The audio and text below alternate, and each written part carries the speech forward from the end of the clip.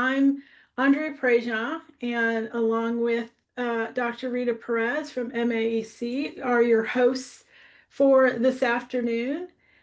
We are so excited to be here. This is for us Parent-Teacher Home Visit Week, something we look forward to all year as a way to really talk about and celebrate all the educators and families and parents across the country who are participating in home visits.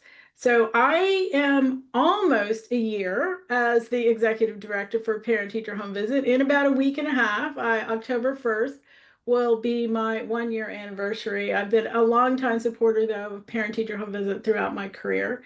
And so I'm just really excited to have this as my first parent-teacher home visit week as a staff member here at PTHV. So we are about fostering relationships between schools and families, between educators and parents and caregivers. And our primary goal of Parent-Teacher Home Visit Week is to raise awareness and about the importance of home visits and encourage schools and communities to adopt and implement this effective practice. This year, our focal area is about how authentic relationships through home visits can transform schools, support student success, and foster a thriving sense of belonging for every child and family. So as we get started, if you have questions as we go along, you can use both the Q&A feature of Zoom or post in the chat. We have several staff members from both MAEC and PTHV who will be watching the chat and making sure that your questions are posed to the panelists and to our colleagues who will be presenting the case study. So if you want to learn more about Parent-Teacher Home Visit, if you'll check in the chat, you will see a link. So you can go there. We have many resources for those of you who are already engaged in home visiting, or for those of you who are just thinking about it and want to get a better sense of how it works and what are the components. We'll be sharing a little bit of that today.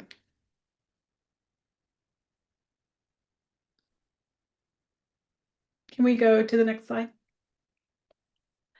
And as we celebrate Parent-Teacher Home Visit Week, we know there are a lot of our community schools colleagues joining us today. We really want to recognize that this is the week that we celebrate the community school coordinators.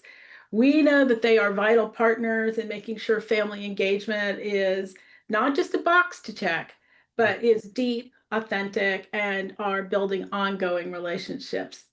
Their leadership in schools helps ensure that every home visit connects back to stronger supports and opportunities for students and families at their sites. So let's show them some love. Share your appreciation on social media using the hashtag #CoordinatorsRock, or put a little note in the chat to them today, because we know there is at least one, because David Chavez, who will be presenting in a few minutes, is a teacher, and Aldric Horton is the community school coordinator. So give them some love. And it looks like we've got Nancy from Elk Grove, which is a huge supporter of home visits. So hi, Nancy, and it's nice to have you here today.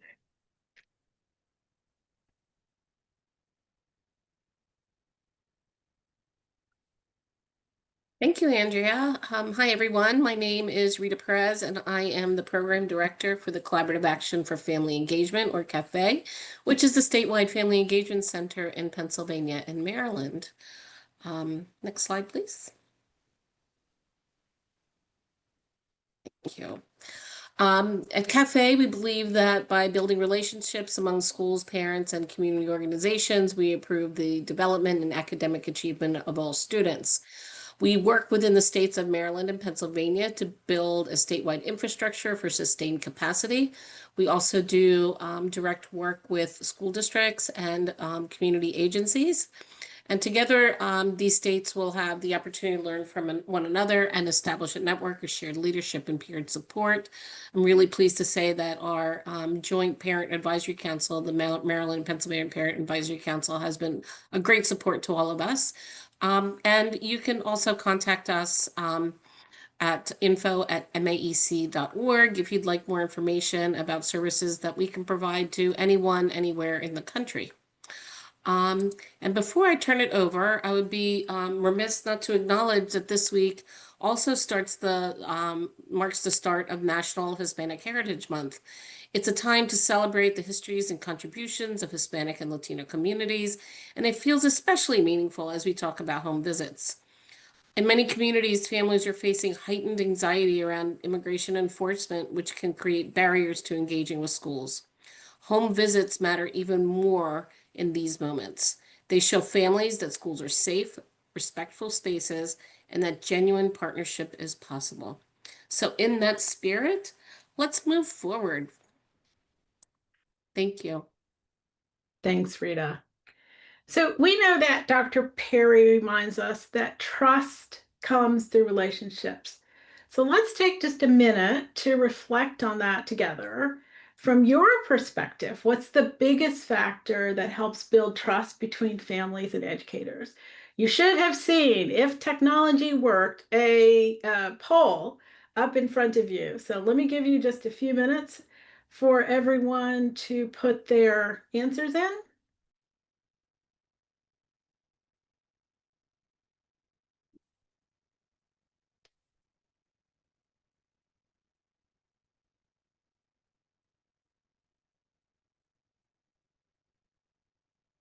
So about 50% of you have participated.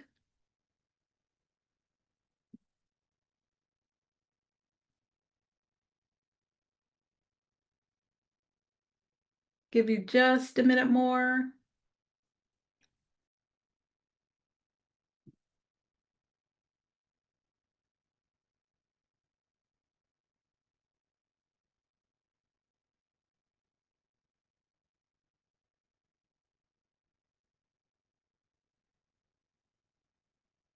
Okay, it looks like, well, I was just about to say, it looks like everybody has voted, but let me give you just 30 more seconds and we can see if we can get 100% of everybody.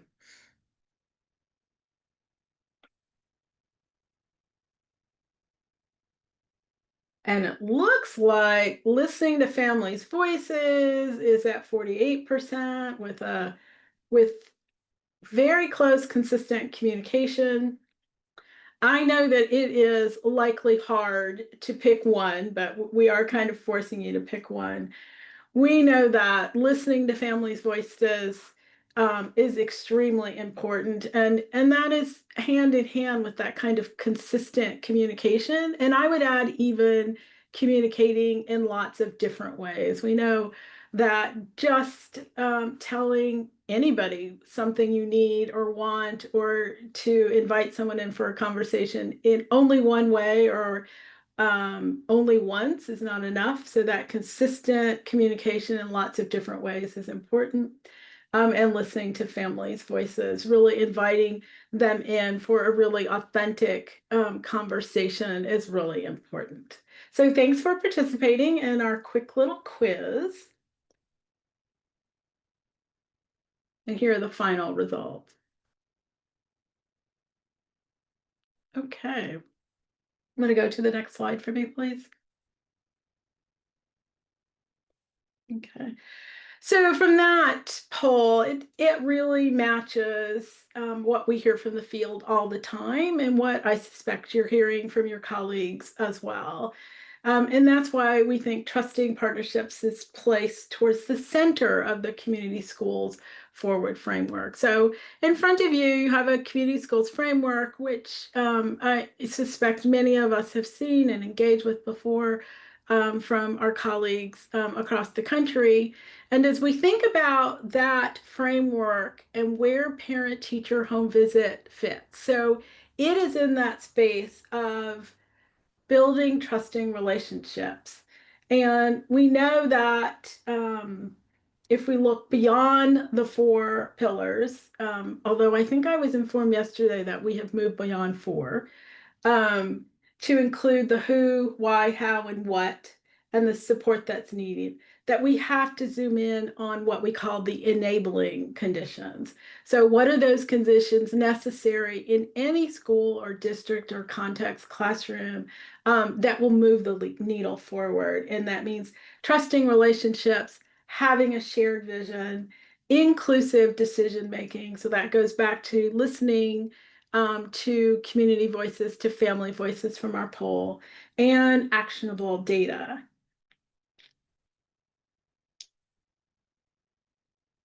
So we also know that this is reinforced by Tony Burke's research about trust.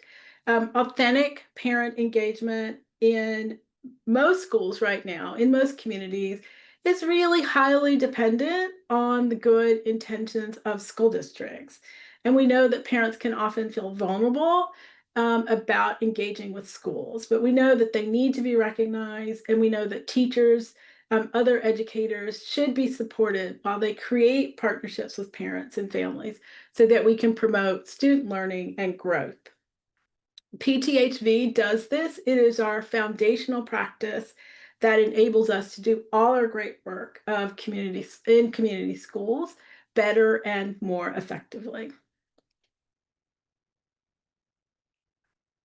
So let me just share a little bit about parent-teacher home visit for some of you that this may, that our work may be new to you. And I want to talk a little bit about how we align with the community school strategy. So parent-teacher home visit is rooted in community organizing. It was started in Sacramento schools, Sac City, nearly 30 years ago. I think we are in our 28th year, almost 28th. And it is a highly localized practice. We think of parent-teacher home visit as not a program, as not an intervention, but as a practice for educators. And it started as part of a deep listening activity between teachers and families, and some moms, actually, three moms got together, started to talk about how can we stop what they considered sort of a blame game. Families blaming schools, schools blaming families. We can't move forward with our students and with our community if we don't figure out how to work together. So for several years, they carried on listening sessions across the county and did research and designed this work.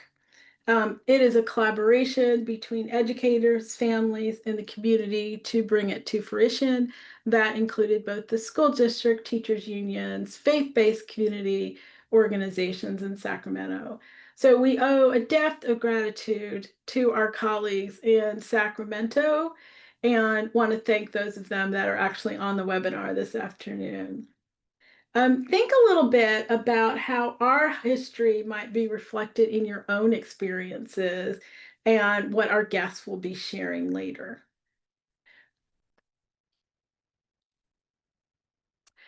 We have, as part of our practice, some non-negotiable core practices, and they are non-negotiable for a couple of reasons. If we want to make sure that parent-teacher home visit and visits are implemented with fidelity, because the research tells us that with these non-negotiable core practices implemented with fidelity, students will do well. And I'm going to share in a minute a little bit of research as well that we have them.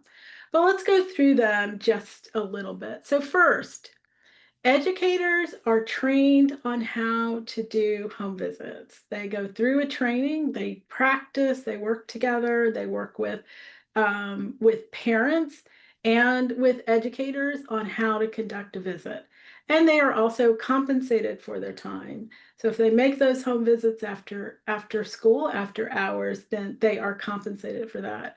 I think it's of note that it was actually the parents who were part of the inception of parent-teacher home visit who really insisted that teachers needed to be compensated. After they spent quite a bit of time with teachers and educators and could see what kind of time and effort was going in to being a teacher, into doing their job, into their profession.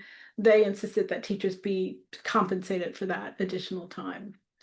Visits are voluntary for all. That means educators who make the visits, they choose to make the visits, and families, caregivers, parents are, it is always voluntary for them as well. They do not have to accept a visit. And no muss, no fuss if they decide not to. And teachers make that decision as well, whether or not they're going to visit. We do not target students. This is not an intervention practice. We don't look for all the students who have not come to school lately or whatever the other issue is, and target those students. We believe all students deserve a home visit. And we know that all students, whether they get one or not, will be impacted positively by a home visit. Educators go in pairs and they reflect on their activity, on the time they spent with families. Educators go in pairs for a number of reasons. One, of course, is safety. That was one of the initial thoughts by those families and teachers who got together and designed parent-teacher home visit. We are happy to report we have never had a time when there was any issue of educators. They have always been safe. So that is something we hold on to. But there is a deeper reason for going as a pair, and that is the reflection piece, the talking about what you saw, what you heard, what you thought you heard, is such a part of the learning for educators after the home visits. And so going as a pair, spending time afterwards is really important in the education of teachers and also reflects in how they may think about or change their practice once they're back in their classrooms. And then lastly, we ask the question, what are your hopes and dreams for your child? And how do we work together to make those hopes and dreams come true? So it is not a visit of here are all the things that your child did not turn in your homework. That is not it. We are about building those trusting relationships. And you have to be thinking about what those families really want and be listening really, really closely.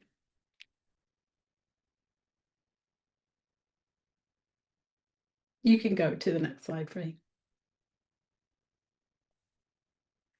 So if you go to our website, which I'm sure somewhere in the chat there is a link for you to click on, but you can get a series of studies that were done by RTI International and professors and researchers at Johns Hopkins University about parent-teacher home visit. And you'll see on the slide here, and actually you can access the research on our website if you want to dig a little deeper. But what I really would like to focus on here is the word systematic implementation. So by systematic implementation, the research shows that if at least 10% of a school system or 10% of a school of children get a home visit, then we know that all students receive the benefit of that 10%. So we know that one thing that people or that teachers will say is, I can't imagine trying to visit 30 families. We know that it was great. Kids come back and are just so excited when the teacher came to their house and met their parents. And everybody wants a home visit. But if we can be realistic about time, if we can get to that 10% in a school district or 10% in a school, then we know that all the students will benefit from it. We know that 21% of a school that is modeling that practice are less likely to be chronically absent, and 22% less likely if we have that systematic implementation. We know that teachers are feeling more engaged, that their teaching becomes much more student-centered, and they really start examining their practice once they get to know the students and the families a little better. And then we also know that 35% are more likely to score proficient on standardized ELL assessments with systematic implementation. We also know that it improves individual outcomes. So that is not to say that if you are an individual teacher or two teachers at a school that has taken up home visits, and we have a lot of those, that your students will not benefit. They will absolutely benefit. Want to just really say thank you to all those teachers who in some of their schools are maybe the only ones carrying out home visits. So we know that it also increases communication, it increases empathy, and it changes mindsets. And I think, especially in this particular climate, the mindsets are very important. How we think about people, how we view people, what that looks like, what influences our mindsets is important. So just want to encourage you to spend a few minutes if you have time looking at the research on our website. And I'm going to ask that whoever is behind goes to the next slide. Thanks. So we are so excited today to welcome two educators from Arvin Union School District, which is in California. I think Dr. Horton is going to tell us a little bit about where they are in the great state of California. But we're excited to have this case study. Dr. Aldric Horton is the district's community school coordinator. He leads efforts to connect schools and families with vital resources and support. And he is deeply committed to building bridges of opportunity for underserved and often overlooked communities. And his colleague who's joining him today is David Chavez. Mr. Chavez is a special education teacher at El Camino Real Elementary School. I just asked him before we started whether or not he had shared with his students what he was doing this afternoon. And he said, yes, he had shared. But he didn't think they quite understood. But they were excited for him that he was getting to do it. So Mr. Chavez has 24 years of experience. First as a high school special education paraprofessional, and then as an educational specialist. And he believes that every child has a unique way of learning, and it is his mission to uncover and nurture that potential. So I am happy and excited to turn it over to Dr. Horton. Thank you very much. First and foremost, on behalf of myself, Mr. Chavez, Mrs. Rhett, our superintendent, our district, and our community as a whole, I want to thank you guys for having us. We're honored to share a brief glimpse into our story and how PTHV has impacted us and our community. So a little bit about us for those unfamiliar with the city of Arvin. First and foremost, Arvin Union School District, we have about 2,900 students. Almost 95% of those students are socioeconomically disadvantaged, with over 60% being English language learners. Arvin is located about 30 minutes away from Bakersfield, and anyone who isn't familiar with Bakersfield, it's about an hour and a half north of Los Angeles. One thing that I want to say, that I want to stress about the city of Arvin, it's very much a tight-knit, family-oriented, hardworking community, and that's who these people are at their core. And we as a district really wanted to tap into that. And as you can see here, thankfully, we were able to receive community school funding. And through our grant, we were able to, our focus was really building out those partnerships, strengthening relationships, and using the assets that we have, such as our community, to just making it a better place for not only our students, but our families as well. Next slide, please. So here you can see this is our journey. And as you guys are reading it, I want to say that our journey with PTHV has been a marathon rather than a sprint. And I think, or I know that that's been done with intentionality on our part.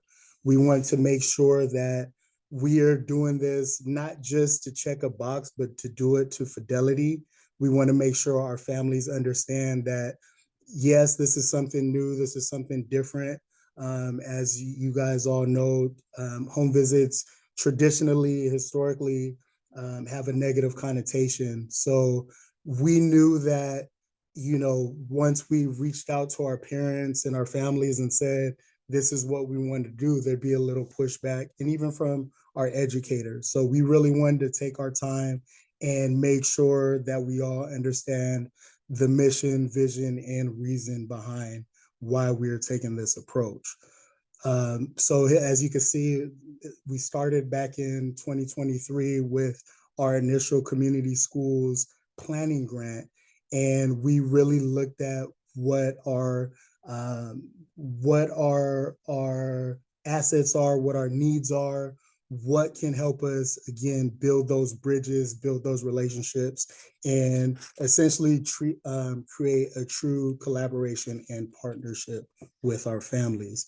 So we had over 100 classroom teachers as well as classified staff throughout the year go through training. It really created excitement amongst our staff.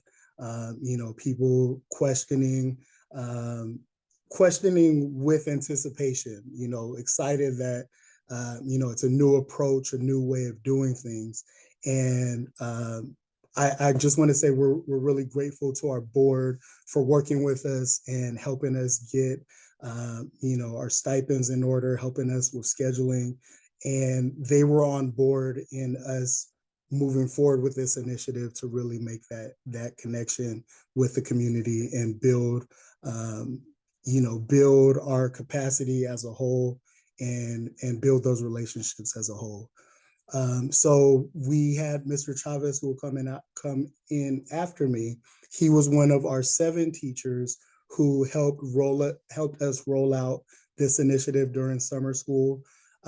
They went above and beyond. They saw nearly 200 students. And so, I wish there was a way to put into words the amount of passion that they exhibited in doing so. I think once they started, it was like, the levee had been knocked over, and the joy, the pride, the passion overcame our district and the community. And so we're just really excited to share that. Next slide, please.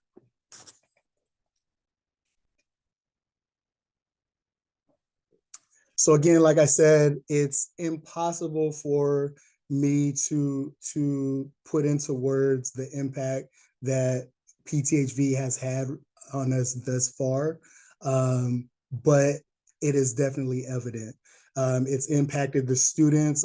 I've had the pleasure of being on our campuses, and you can just see the joy amongst the students that they're bragging to their friends. Mr. Chavez came to my house over the summer, and the other kids are like, "Well, how come you didn't come to my house? Can you come to my house?" So that the joy is palpable. Students much more attentive, much more just much more happy. As just much more happy, more engaged. Our families, my office is in the Family Resource Center, and I've had the pleasure to field numerous calls from our families asking how they can get involved, when and if a teacher will come visit them. Are there opportunities for them to help us continue to roll it out? So it's increased our engagement, increased, again, that collaboration that we are seeking. And then for our educators, which Mr. Chavez will share, being able to have the conversations with them as well as accompanying them on some of the visits, seeing the passion firsthand, seeing kind of their eyes being opened by hearing the stories that are from our families that they don't always get the opportunity to hear. I think the part that I think that really resonated with our families was the fact that, not only are we not meeting them on our campus or district property, so to speak, which in my opinion eliminates that power imbalance, but as I shared, we're a very tight-knit, family-oriented community, and not all of our families felt comfortable initially with us going into their home. So we were willing to meet them where they felt comfortable. So we had teachers that met at the McDonald's, we had teachers that met at the library, Starbucks, etc.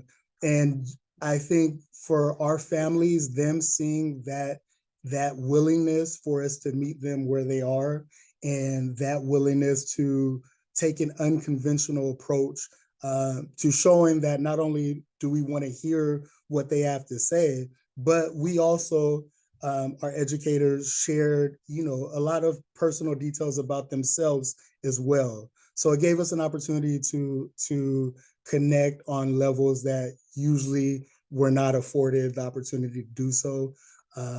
So with that said, I'm just extremely grateful for what PTHV has done for us thus far, and we're excited about where we're going to go with it in the future. I could talk about this all day. Unfortunately, time is limited, so I will pass it on to my colleague, Mr. David Chavez. Thank you. Thank you, Dr. Horton. If I can just share real quick, that picture of me on the slide was when I was much younger and when I started teaching. We all know that it is important, but perhaps not always appreciate the incredible power of relationships that we have with our students. We hold a unique and vital role in the lives of our student. As being a teacher for 18 years, we hear sometimes we really don't know why a child behaves the way they do until we see where they come from. This is why the parent teacher home visit pilot program here in Arvin intrigued me. Parents usually only have home visits or contact sometimes with parents when their child has had a behavior or has absentee problems. And that sometimes, or even, even if they have parent conferences that only last 15 minutes. This causes a negative connotation towards teachers by parents. So during this program, it kind of moved me to want to go out and share with parents that teachers aren't always there for or being negative. During the summer, my partner and I, Mr. Pacheco, were able to visit over 30 parents in Arvin. I was very humbled and moved by our parents welcoming us into their homes. Our Arvin parents are very proud. And most of our students come from low socioeconomic homes, but they welcomed us and humbly offered us water, anything that we needed when we entered their homes, because they knew that it was very hot during the summer. And they were interested to hear about the program. We also met parents at local restaurants. During these intimate visits, we were able to see where our students came from. When speaking with the parents, we learned how they wanted their children to succeed, how they wanted to succeed in school. They didn't want their children to work as hard as they have to. Most of our parents in Arvin work in the fields. They pick grapes and other fruits and vegetables. During these visits, though, Even though our students were of that of elementary age, they still had some ideas and dreams of what they wanted to do when they grew up. They wanted to be policemen, firemen, ambulance drivers, cosmetologists, veterinarians. During our home visits, we asked parents if they were interested in having more home visits. And we asked them if this program was to continue, would they be interested in having more home visits with teachers? And none of them said no. They all were excited to have us in their homes. They wanted us, they wanted us in their home. They were relaxed, they said. They felt that they weren't rushed to speak with the teachers. When school started this year, I was side hugged, lots of hellos, high fives, running up to me and saying, "You came to my house. You came to my house. When are you coming back? When are you coming back?" And it humbled me and it moved me that I knew that I had started these relationships with students that I would never really have contact with or be in my classroom. It moved me to see that I had started a relationship with these children, even though I'm not going to have contact with them every day. I see them in the recess. I see them at lunch. We're always waving at each other. They come and talk to me. And I always say, "Well, how is mom? How is dad? How are your brothers or sisters? Are you doing well in school? Do you need anything?"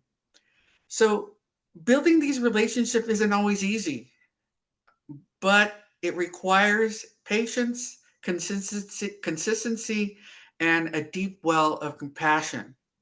We see students' confidence grow when they light up because they finally understand a concept, or when they simply feel safe and valued in our classrooms and community. We know then that we've done more than just teach. We've made a lasting difference in our students' lives. Thank you. Thank you, Mr. Chavez and Dr. Horton. There is a question in the Q&A that I'd like to pose, and maybe one or both of you might want to answer, but it is, how can we practice strength and safety measures during home visits? I wondered, how is your school district thinking about that question? If I can share, the safety issue, when we went through our trainings, we were told that we needed to be with partners. And we also had to contact parents to see where we were going to see them. We had a time set, we made an appointment. We also called prior to our meetings, our visits, to ensure that the parents were there. And we were we were asked to possibly spend up to 30 minutes. And that's how we stayed safe. Everybody knew where we were going and what student we were seeing, visiting at that time. Thank you, Mr. Chavez. I appreciate that. Dr. Horton, did you want to comment?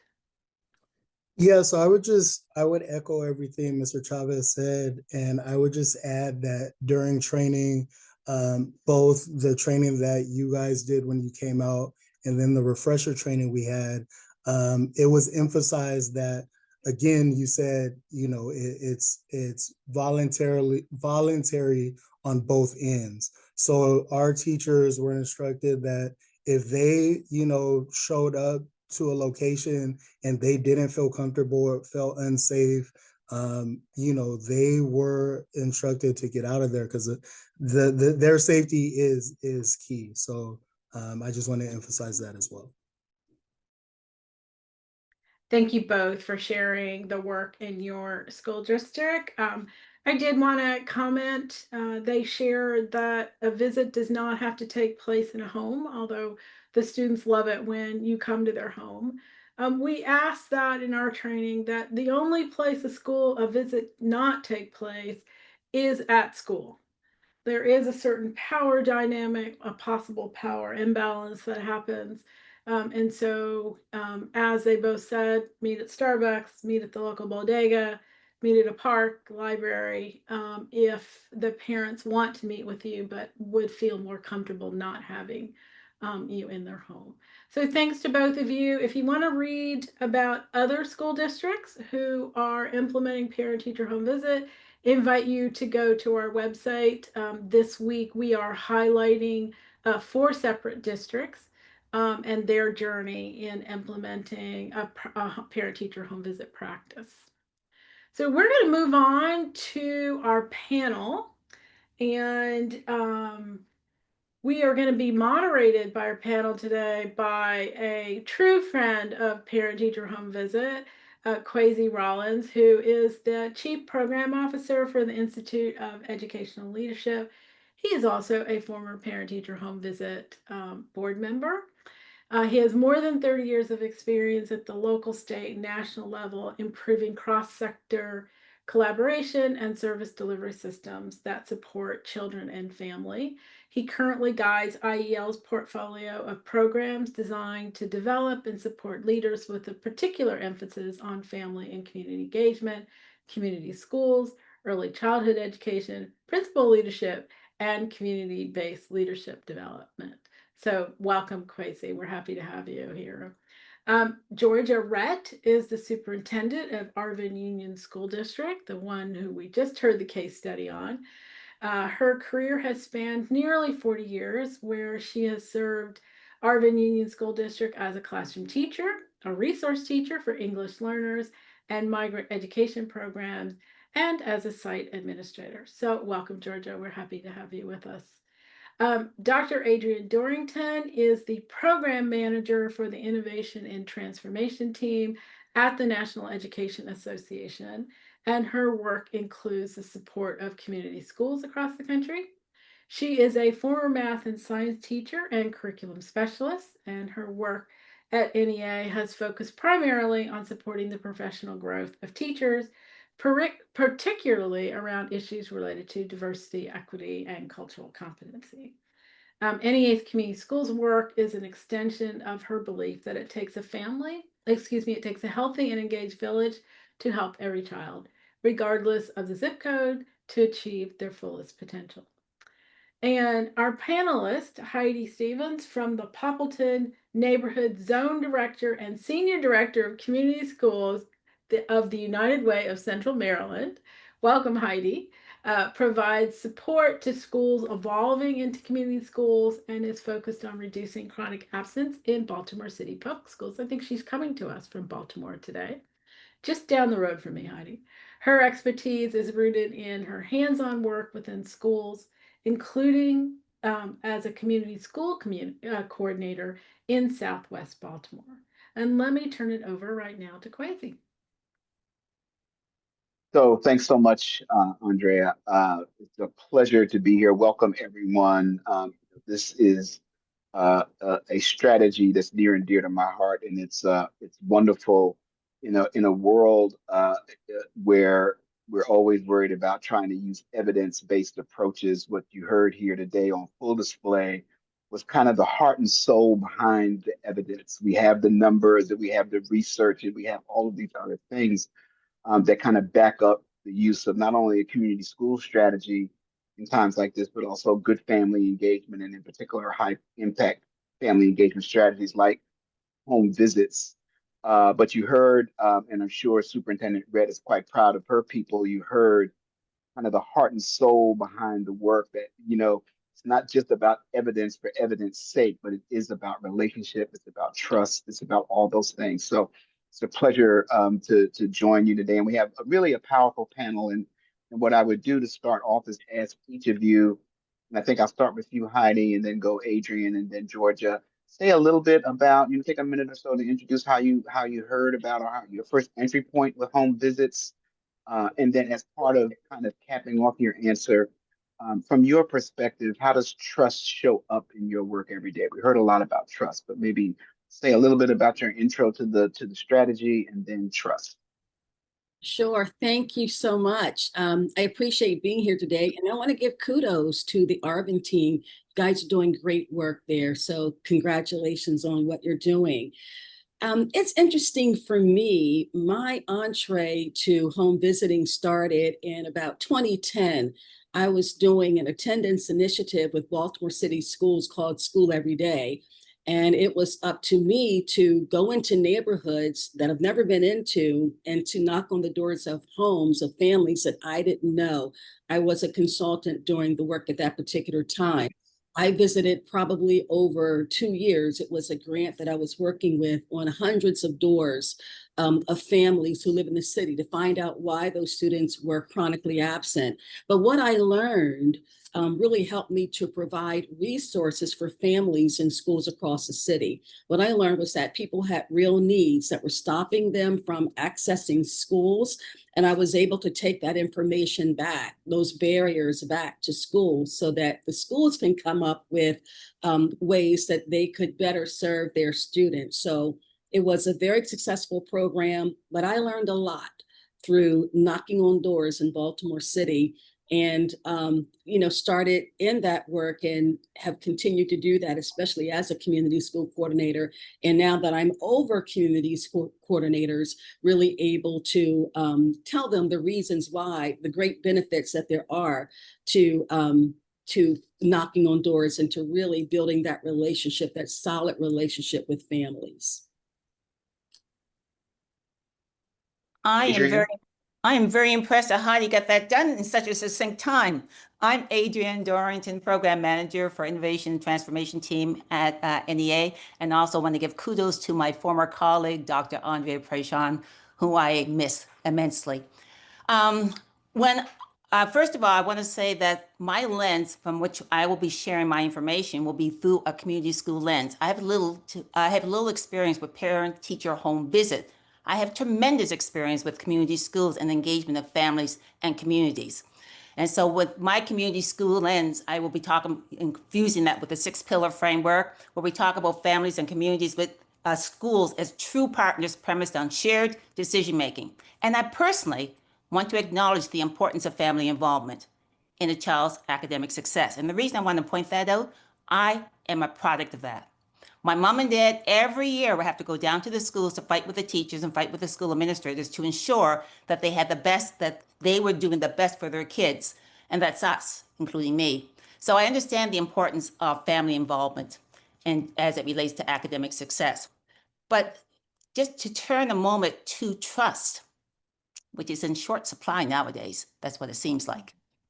When we talk about trusting partnerships as it relates to student learning and thriving, I tend to think of it, again, with my community school focus, I tend to think of it as it takes a village to raise a child. But this assumes that there's trust among all the villagers. I see, and the way we use community schools is essential. Trust is essential if we're going to look for and try to gain and to work on student success. Trust is essential for thriving communities, including community schools.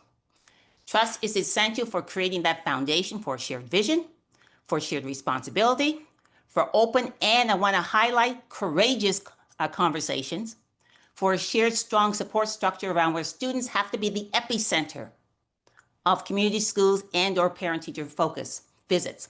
When families and educators and community organizers, when they trust one another, then they can collaborate effectively to meet the academic, social, emotional health needs.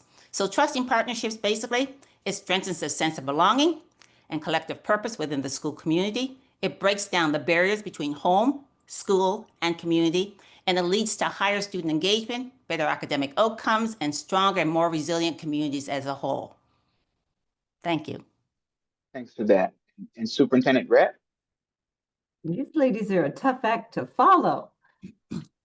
I appreciate so much about what both of you said about community schools. We would not probably have known about parent-teacher home visits had it not be for our planning grant and the implementation. Our Director of Student Services heard about it as we were going through the planning grant, and as we began implementation, it was written in with funding, much like our team said, to support the stipends and the training to get us started.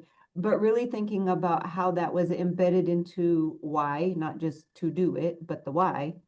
It goes back to that meaningful engagement as we look at our community schools data and our California Healthy Kids surveys, our community connectedness, kids connectedness surveys. Some of the areas that we were not as high as we wish to be was in meaningful engagement. And we've had to have some conversations about what engagement means. There's, different levels. I come to school for lunch on the lawn, or I come to school for a workshop where I really, much like David talked about, I really got to sit down and talk about my life and what my dreams are for my students. And so working in that, and much like Heidi said too, really focusing on attendance coming back from COVID, and everything that we learned about being in families' homes for a couple of years as we were on distance learning. And although it wasn't in person, it was just like TV. We're in everybody's house every day. And what parents shared after that time of, oh, it was so nice to get to see what was going on in the classroom. I don't get to see that on a daily basis. And trying to think that how do we rebuild that, obviously in a new structure, but how do we keep what we learned from a negative experience and make it positive? We don't want to go back to distance learning as such, but the things that we learned about being connected, even though we were far apart, and the meaningfulness of that. And then thinking about that trust, they send us their most prized possession every day. They trust us, yet that's one level again of trust. The other is, I'm going to tell you everything or pieces of my personal life and what my wishes and my concerns are. And that's a whole nother thing that takes time. And so this allows and affords our teachers to have time. Indeed, thanks for that. What's interesting with this being Coordinators Appreciation Week and all of you being connected to the community school strategy, but when we think about the origin story of parent-teacher home visits, it began as a collaboration between educators, families, and community organizers. And they really started out from a vantage point of shared ownership of a strategy to improve outcomes across the board. How does that spirit of shared ownership, and I'll go back to you, Heidi, how does that spirit of shared ownership resonate with you today? I think it's really important. The one thing that we don't want to do is to, and I see this happen a lot. I work in neighborhoods and I see it happen where an organization or a school will come into a neighborhood and try to tell that neighborhood what it is that they need and how they need to do these particular things. But that shared ownership is important because you really have to work with people to collaborate because they are the authors of their own story. They know what they need. We just have to sit still enough to listen to them. There's an old adage that people don't care how much you know until they know how much you care. Sitting down and talking with people and listening to people and collaborating with people shows how much you really care. So I think that shared ownership is important. It gives them an opportunity to hold you accountable, and it gives you an opportunity to hold families accountable. So you're holding each other accountable in the work that you're doing to prepare students for college or for career or for whatever that next step is. Adriane, you want to answer that question? Let me just jump in here just for a brief moment here. When you talk about the origin, I want to talk just a little bit about the origin of the community schools. Back in 1902, though I was not there at the time, John Dewey came to one of the meetings at NEA and talked about schools and learning as being part of a social concept. Because once upon a time, learning took place in the homes, and then learning was taken out of the homes and given to a group of people. And so learning was devoid of a context, a lived context. So John Dewey talked about the importance of school as a social concept, as school as a center of a hub. It wasn't until 1912 when NEA actually endorsed that concept. So technically speaking, NEA endorsed community schools back in 1912. Now, we don't rush into things at NEA. Now, let me be very clear. We study and study and study. So in 2018, we actually adopted the community school policy statement.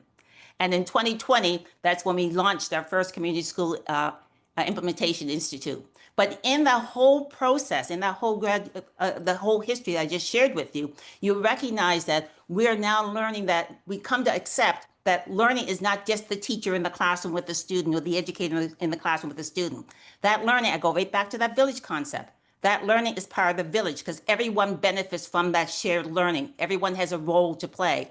And we have to recognize our role in that. And more often than not, what happens now is that we have put the learning in silos. And so it's just the schools, just the teachers, and parents do this over here, teachers do this over here. So we have to go back and unpack. What do we mean by shared ownership? What does that look like in operation? Thanks for that. And just a spin on that, Superintendent Rhett, it's not uncommon sometimes for superintendents to be a little bit nervous about the idea of shared ownership because they feel like I'm going to be the one held accountable. It's not shared accountability, shared ownership, but how has that resonated with you in your own journey as an educator and now as, with the ultimate responsibility for a district?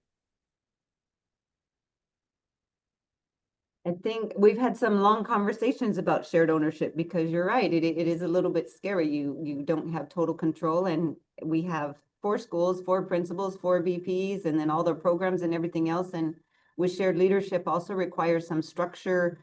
As you have different things come in, you can't have one going one way and one going another. You have to have some coherence with that. One of the things that's helped with that coming out of community schools also are the parent engagement committees, above and beyond the governance committees that focus on funding, but a coffee with the principals and those kind of things where people are coming for different reasons for the things that they're interested in, and then trying to have an arena where people can come for an interest, but now also as we reach out, what are you interested in that we didn't know about, so that we can start to build that bridge back and forth, with empathy for what maybe people mentioned immigration and our socioeconomic status of some of our families where they have struggles where that might not be a typical parent-teacher conference conversation, or it might not be a topic of coffee with the principal, but it needs to come up if it's a concern from the world that comes through our doors every morning. And so that shared leadership part, if we're going to focus on a strength-based and asset-based work, we have to have everybody in the room. And I'll stick with you just for a minute, Superintendent, because both Aldric and David shared how they ended up being humbled from the experience as educators. And what have you seen in your educators that's kind of changed their perspective? And then I'm going to come back to you, Adriane, on that as well. How does this whole experience kind of change the perspective of educators? So Aldric lived my worry when we first started. We said we were going to do 25 home visits and we would be happy if we got that many done. And when we had more than that in the first couple of days of summer school, that was for the whole year. So we've far exceeded and rechanged some of our funding to be able to handle those stipends. We didn't know if teachers would jump on board with this. And it goes back to, like he said, starting slow and making sure that there was the training and the understanding and the why and the voluntary and if you want to. And during summer school, as they were bringing in their stipend sheets, every single one of them had a story to tell. When I visited this family, and it was like a 5 or 10 minute conversation as each person turned in their timesheet. The excitement, like David said, of getting to see students and getting to see them in their world, and some of them were talking about, even though there was one teacher who went for the student in their classroom, but there's 3 or 4 students in the family, and they'd all be sitting around trying to have their piece of the pie of sharing their time and everything. And so those connections and the excitement, and now them, as we would look forward to getting a posting ready Monday to continue on for the school year, the energy that they carry to encourage others to want to participate is priceless. And then Adriane, say a little bit about, because it seems to me that the home visit experience is impacting teacher satisfaction, retention, their own learning. It kind of gives them another piece of the foundation for their own journey as educators. What has NEA noticed about that? Well, again, I'm going to roll the home visits back in with the community schools. And what we have noticed is that there has been a rapid increase of community schools across the nation. And some of those community schools, quite a few of the community schools, especially in California, have parent home teacher visits already associated with them, embedded in them. With this rapid growth of community schools, it is premised and it requires teacher involvement. And you have teachers coming in somewhat skeptical, but however, when they start to see the success, not just of the students in the classroom, but see the support of the parents, see the involvement of the community, see allies coming to their side, understanding that they're not in the arena by themselves. Because one of the things that we're experiencing, many of our educators feel so isolated. There was a time during COVID, everybody was clapping for medical professions and the educators doing all of this. But now it seems the tide has turned. And so many educators feel they're there by themselves. But now they're starting to see some of the results from, they weren't quite sure about it, but now they're starting to see some of the results of the hard work. I go along and I support 1000% what the superintendent just put into the room. You have to go slow to go fast. And so if you looked at the Learning Policy Institute, the report that just came out several days ago, it talked about for their first cohort from 2021, immense increase in teacher test scores, reduced chronic absence, reduced suspension rates. They go on to say largest gains among those schools where they saw the greatest drop in absenteeism and the greatest test scores as well in those very same schools. So teachers are now starting to see the fruits of their labor and realizing they're not in this together. So there's a synergy, there's this group behind them, and they all have this shared goal. As superintendent put in the room earlier, as an educator, it was humbling for me to know that parents are trusting me, implicitly trusting me with their most precious commodity, their children. They're not locking the good ones up and keeping them at home. They're sending them to us. But we sometimes don't recognize the amount of trust that they give to us. They don't know us, but they give this trust. So we have to recognize that as we think in terms of shared ownership, and we think in terms of being skeptical about trying new things, but knowing that we're all in this together and we have a shared vision, and the students that are the epicenter, they are anchoring our work. And Heidi, what would you add to that? Because you've had quite the journey where you were doing all these home visits before maybe you even heard of parent-teacher home visits. But what impact have you seen on educators? What impact did all of that have on you, even in terms of your perspective? It turns you into a rock star. I literally walking in neighborhoods and going to parents' homes as a community school coordinator. And even now, because I work in that same community where I was a community school coordinator, if I'm going to a grocery store, if I'm going just to see a parent that I remember from the school and the kids see you on the street, the whole neighborhood comes out because they know Miss Heidi. And they know that I care, and they know that I come to your family's funerals or to your weddings or to your baby showers or whatever. But families really begin to respect you for just being there for them. Mm-hmm. So you become a rock star, you really do. And if that's what it's needed for you to do this, then that's great. But it just, as Superintendent Rhett said, is that you come back with 1,000 stories of how your life has been impacted by it, and then how the students and families' lives are impacted because now they know that you care and that you're there for them, and you're not just trying to get them to come in during test time because you need kids to take the test, or you're reaching out because they've been absent or there's some behavioral issue, but you're there because you want to see that child and that family succeed. And I wonder for those, in some ways, part of the wonderful opportunity here is that everybody's on board, everybody's bought in.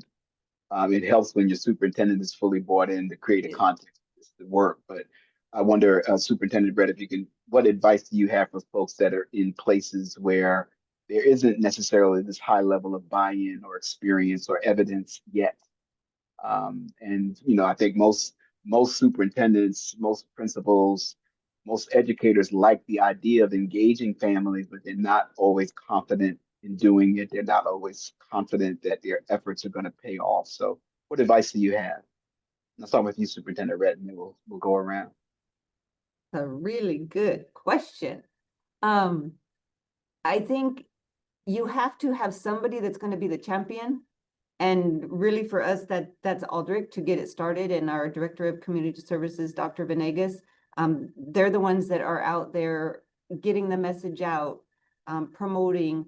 And I think if you don't have a true champion that's not going to back down, it would be a very hard sell to move forward with. But once you have that person that people trust and are excited, and you give the background of the what and the why, and you attach it to your data, you have to start from somewhere. Attaching it to data, attaching it to where, what outcomes would we want to achieve from this?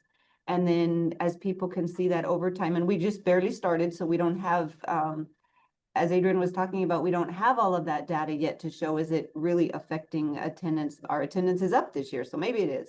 But the student scores and things like that. But as people start, I think it takes one visit. I really do. I think it takes one visit, and people will understand that. I guess it's like anything else that you do. If you save one, it was worth it. And so if we save one relationship, if we build one relationship, if we have one student that it made a difference for, it was worth it. And I think anybody in education, you wouldn't be in education if you didn't believe that. And Adriane, how would how do you go about making the case? I know that in some ways, California and even Baltimore as part of Maryland have an advantage because they have major state investments in these strategies. But a lot of your members are in places where the case has to be made and the commitment isn't necessarily there. How do you go about encouraging that? Again, you're absolutely correct. We work with states, with at least 8 states that have put their own money into community schools. You're absolutely right. You got California on one side, you got Maryland on another side, you got New York, but you have places like Vermont. So you have places like Vermont, some areas within New Mexico, very rural, very small areas. And what they try to do, they may have only one little tiny little community school that has maybe 150, 200 students there. They try that. I do concur with Superintendent Rhett in terms of it takes one person to step out. You have to find the coalition of the willing. There's always going to be people perhaps sitting on the fence, but where's your coalition of the willing? And have that group of teachers or have that part working together. It's always great to have it from the support from the top down.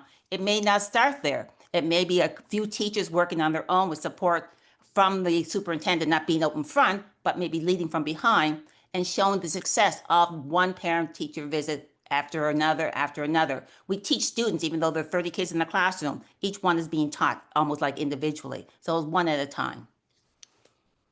Thanks for that. And Heidi, what would you add to that conversation? I would just add that I agree that the data tells the story, that teachers who reach out during the summer, teachers who do warm handoffs with other teachers, so maybe you are the 2nd grade teacher and that student's going to 3rd grade, but doing that warm handoff with that parent, with that teacher. I like to call it digging the well before you need the water, building those relationships before that child even comes into your classroom. I think they get the best results. And I'll stick with you on this one, Heidi, because one of the questions in the Q&A, and by the way, please do use the Q&A for those of you who would like to have your questions answered, is, what suggestions do you have for bringing teachers on board? I think sometimes teachers that don't know enough about what it is are they're nervous about it. They may not live in the community. So the idea of visiting, they're nervous about safety. They're skeptical about whether it's worth their time to do this extra thing. What advice do you have or suggestions to bring teachers on board? I would just say, I like that comment that Adriane had about the willing. I wanted to try to write that down quickly, but I missed it. Coalition of the willing. Coalition of the willing. I love that. If you could get a teacher who has had great success to be able to tell their story and why it benefited them. Go out in twos. That's really important. Not going by yourself, going during the daylight. If you don't feel comfortable going into someone's home, what we always do in Baltimore City is everyone has like these stoops. So you go, you knock on the, not everyone, but a lot of people, you go, you knock on the door, you come down to the bottom of the staircase and they open the door and you have that initial conversation with them there. Like we don't have the teachers program that I know of it's not mandatory or anything in the state. But teachers do go out, but that's the way that we train our coordinators at the United Way. You go in, you have that initial conversation at the door. If you can go in, great. If not, then you're having that conversation at the door. But you're coming in with the stance of, I'm here to find out how I can work with you. What is it that you need? How can we work together to make sure that your child is graduating from high school or passing the next grade? But I think that you had some great responses there, but I would just say get someone who's been there, done that, and has a great story to be able to encourage others to do it. And then to show their results, hey, we started off with this child never coming to school. After our visits, I made 2 home visits and talked to the parent or the guardian, whatever, of this student, and look what happened. I think that really tells a story, is being able to show your results. And Superintendent Rhett, I mean, there must have been a time when you didn't have the evidence and the positive stories that you have now. How did you make the case for, teachers and principals always feels like you're stretched too thin and being asked to do one more thing? What are you going to take off my plate is the common question. How did you guys make that case initially? Our very first professional development, we made clear that if you come, you're not obligated to go on a home visit. We want to invite you in. We want to open the door. If you decide to, yay. It's a little while off because we started our training and then we realized we didn't have everything in place for stipends. And Dr. Horton mentioned that we had to go a little slow to get started well. And then we realized that although many people came, not everyone was able to come to that particular day. And so we had the parent-teacher home visit trainers come back because even though not everyone was on board or able to the very first time, they were the next. And then there were people after hearing everybody from summer school like, oh, that sounds like something for me. And then we have new staff every year too. So with about 10 or 12 new staff members this year, you always want to catch them up. So we've decided we just want to keep that door open. And as we begin each new round, we'll have another training. And then we'll have each time a refresher to remind everyone, just like we talked about those safety, I don't want to say safety rules, but engagement manners of, make sure you're talking about dreams and make sure you're going with a buddy and make sure that you checked in with them first so that they know you're coming and that they're not surprised that they forgot what day and those kind of things, just to make sure that it's welcoming for everybody. And if you don't really have a time limit during summer, the stipend was for summer. During the school year, it's for the whole school year. And if you get done by January, we'll repost again and you could go for another round just to make sure that we stay within our budget. But we just want to keep opening the door at any time that teachers are ready. But then at the same time for parents, as hopefully they'll speak up, have you come to my house? How come you haven't come to my house? Because that too on the other side kind of lights the fire for, oh, maybe I should go. So, we've already heard some of that, like, when are you starting again? And so that positive urgency, we really look forward to starting. We have parent conferences coming up tonight for one of our schools and then next week. And we look forward to just being able to carry on that relationship in a personal manner after the formal parent conferences. Kwazi, may I share a story? Please. It's about how the concept of community changed with one of our community sites. It's the Anaheim story, Anaheim, California. They had community schools there for a while and very successful community schools. And it just so happens about a year and a half ago, 2 years ago, the school board, without any input from the union, any type of collaboration or conversation, decided that they were going to lift a significant number of their educators. The union was informed early in the morning that the school board is going to be cutting X number of educators.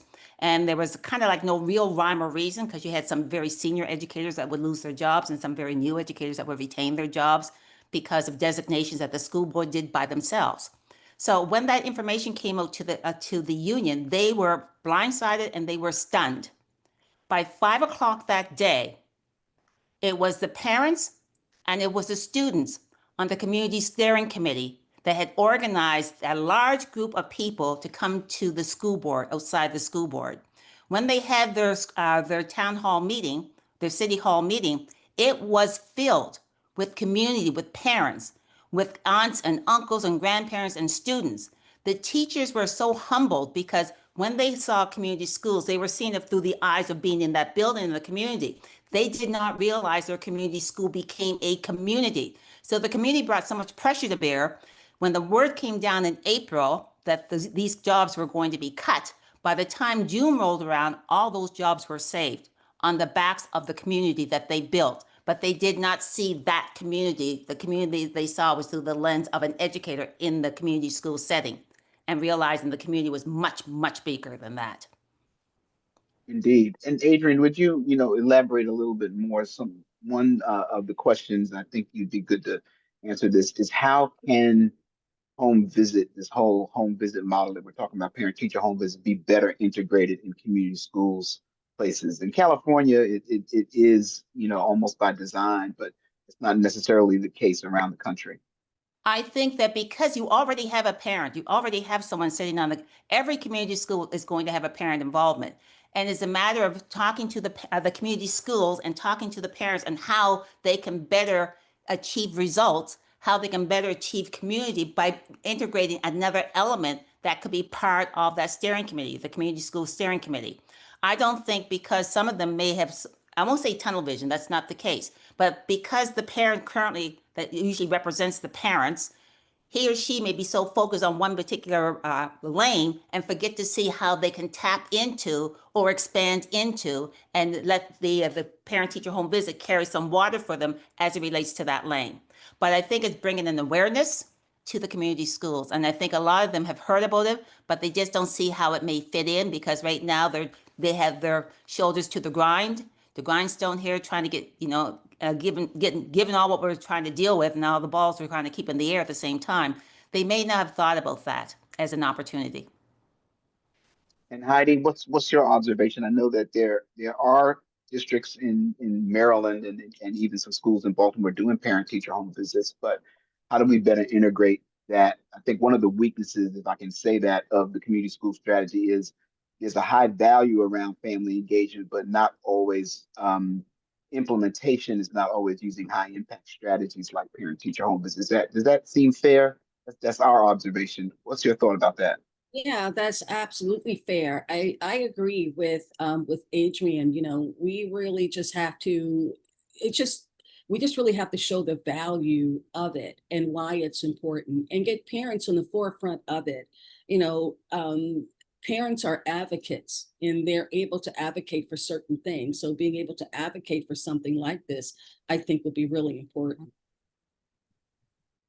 Yeah, one of my favorite leaders who's now on the school board in Chicago, G2 Brown, says that people protect what they love. And once they love these strategies, the parents definitely will get out there and protect it. So we just got to keep them interested in this. And so maybe we've got just a few more minutes before we turn it over. Maybe we'll do, one final round robin. We'll start with you, Superintendent Rhett. Just some final thoughts on, what the future of all of this is for you guys. What do you want to do to improve the strategy or just to stretch it out more?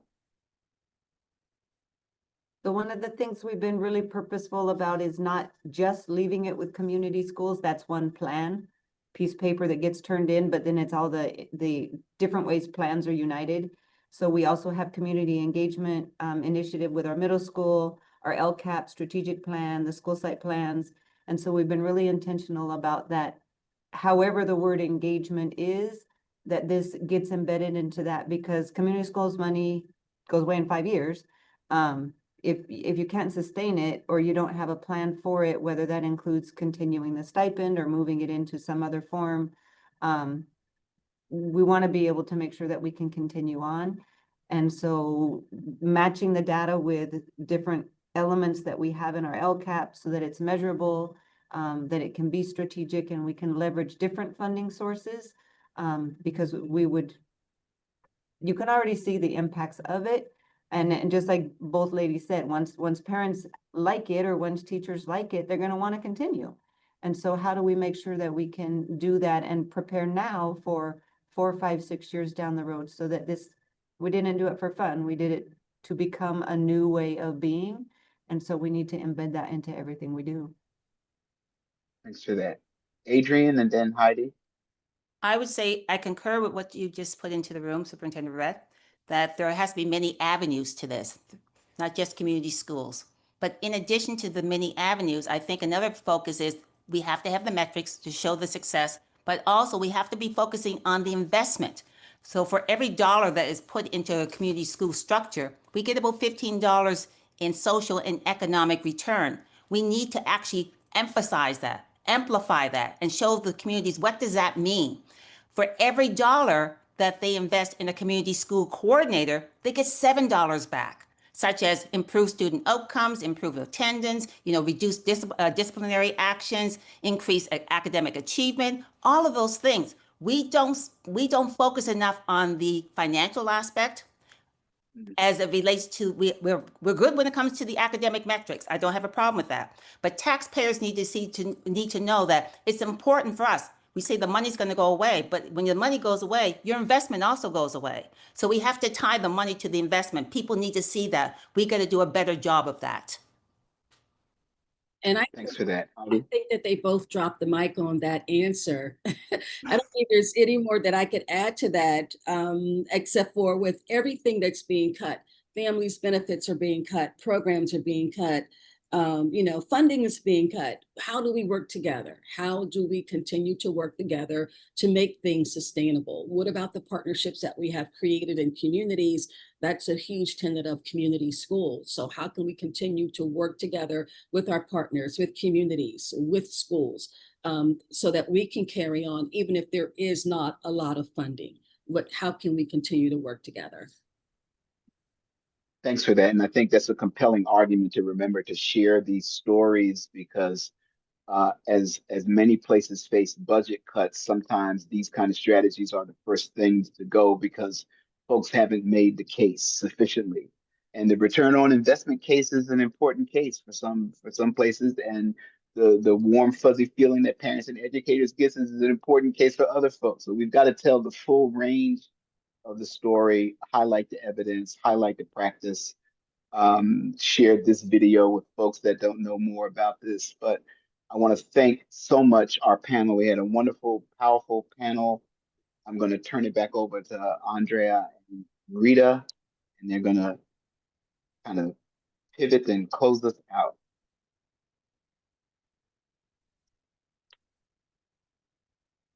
Thanks, Crazy. Thanks, Superintendent Rhett, Ms. Stevens, and Adriane for sharing with us your experiences and your insights today. I was thinking that we've got organizations here, IEL and United Way, the Teachers Union at NEA, and school districts working together. And the panel is actually an excellent example of what we need to happen in order for us to do the best we can for our students and our families. So I want to thank the four of you for sharing your expertise with everyone, and I learned a lot as well, so that's exciting. We really want to thank you for attending today's webinar. We really know that your time is valuable. If you have questions today on what was discussed, or you want to inquire about bringing parent-teacher home visit to your community, or if you have questions about community schools, we can certainly direct those questions as well. You can email us at info@pthvp.org and make a formal request, or visit our website as well, pthvp.org, for information. And I'm going to turn it over to Dr. Perez to wrap us up. Thank you so much, Andrea. Thank you so much to the guests, the panelists, the practitioners from Arvin Union School District. Such amazing stories. Such a good way to celebrate Parent-Teacher Home Visit Week. Thank you all for your time, and what a great way to spend the afternoon.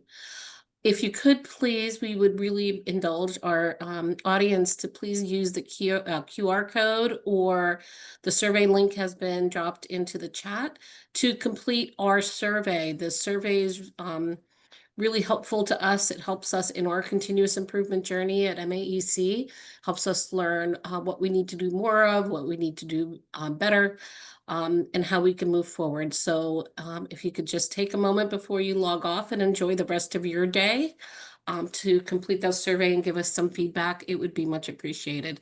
And thank you to everyone for your attention, and have a great rest of your day.